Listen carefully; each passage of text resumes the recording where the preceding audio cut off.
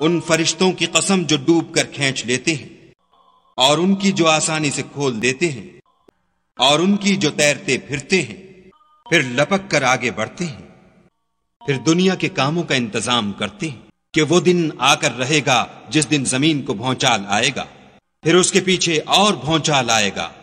اس دن لوگوں کے دل خائف ہو رہے ہوں گے اور آنکھیں جھکی ہوئی۔ کافر کہتے ہیں کیا ہم الٹے پاؤں پھر لوٹیں گے؟ بھلا جب ہم کھوکھلی ہڈیاں ہو جائیں گے تو پھر زندہ کیے جائیں گے؟ کہتے ہیں کہ یہ لوٹنا تو موجب زیاں ہے، وہ تو صرف ایک ڈانٹ ہوگی۔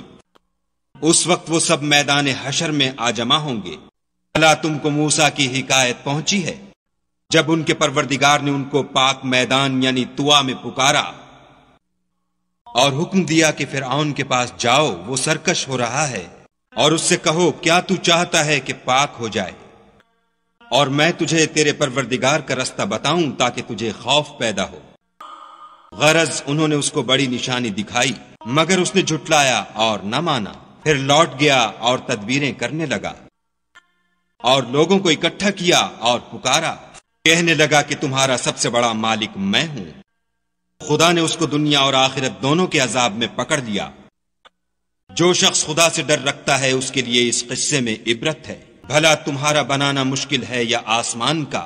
اسی نے اس کو بنایا، اس کی چھت کو اونچا کیا، پھر اسے برابر کر دیا، اور اسی نے رات تاریک بنائی اور دن کو دھوپ نکالی، اور اس کے بعد زمین کو پھیلا دیا۔